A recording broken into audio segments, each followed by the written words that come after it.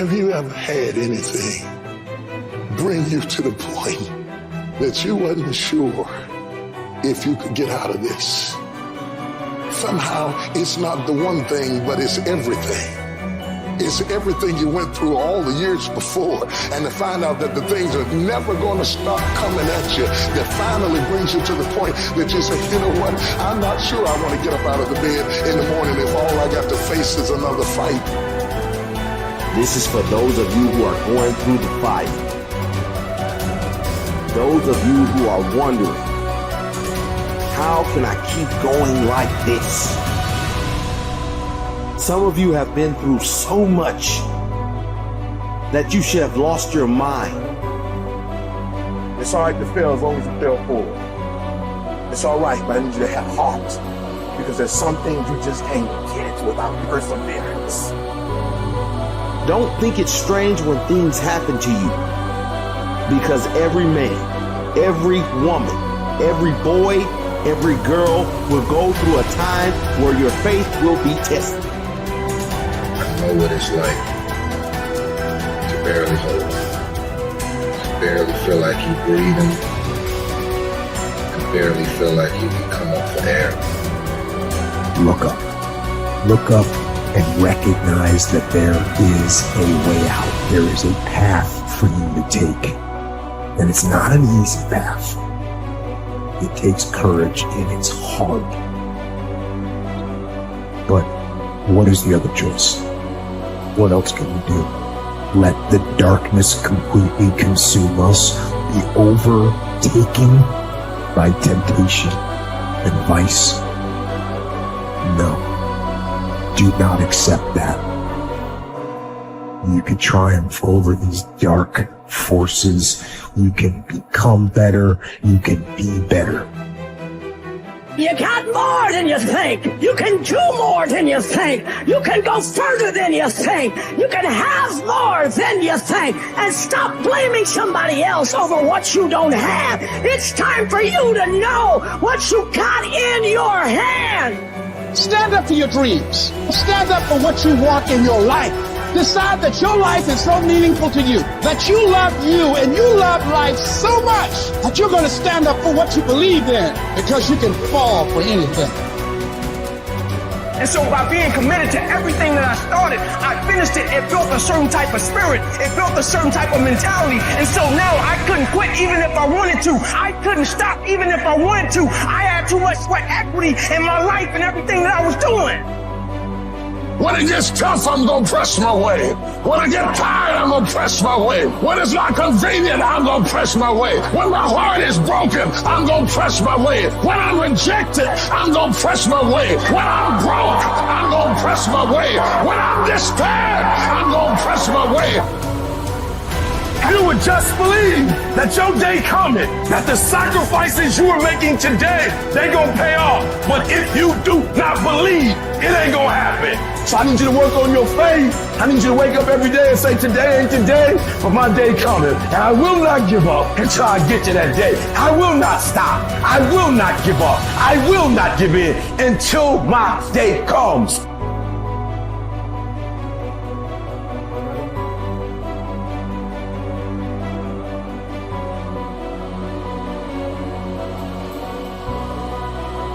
This is another concept which has made its rounds in the world, that something else should motivate you to do what you're doing.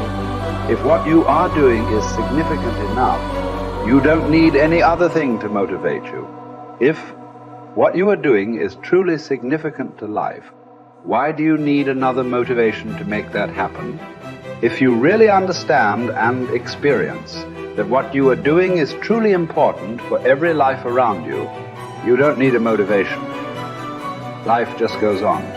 See, does your heartbeat need a motivation to keep it going? I'm asking you.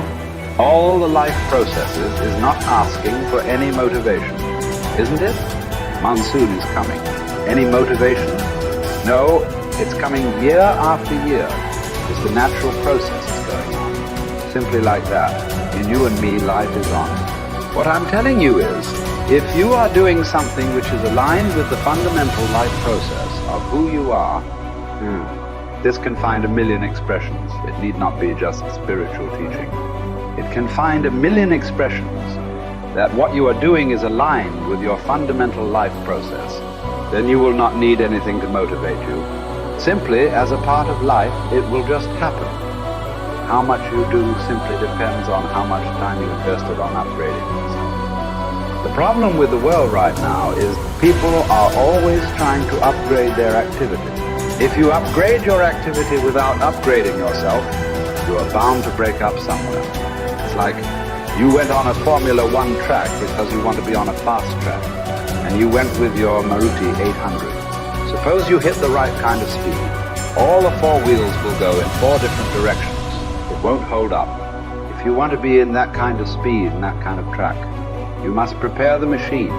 Upgradation of this one is important. If you upgrade yourself, activity will simply happen. Many people around me, many times think I'm superhuman because of the activity that I perform. This is not about being superhuman. If you explore the possibilities of being human, if you explore the possibilities of the immensity of being human, you will realize you don't have to be a superhuman. Being human itself is super. So you will not need any external drive or some other inspiration. The very process of life will do it. It turns out 95% of who we are by our midlife is a set of memorized behaviors, unconscious habits, hardwired thoughts and attitudes, conditioned emotions that are so familiar to us that it doesn't even feel like fear, or it doesn't feel like sadness. It's just who we are. It usually takes crisis or trauma or disease or diagnosis or the lowest point in your life where you're knocked to your knees. And for that moment, you actually have a view of yourself outside of yourself. You can see yourself from a different state. The facade, the whole illusion is over. And that's when a person really begins to think about what they've been thinking about. They begin to notice how they speak or how they act. And I think they begin to pay attention to those feelings on a more regular and conscious basis. And the word meditation, I looked this up because when I started my journey, I'm very scientifically minded. The word meditation, the symbol means to become familiar with. So then the first step to change, if you wanted to create a new life, you have to change.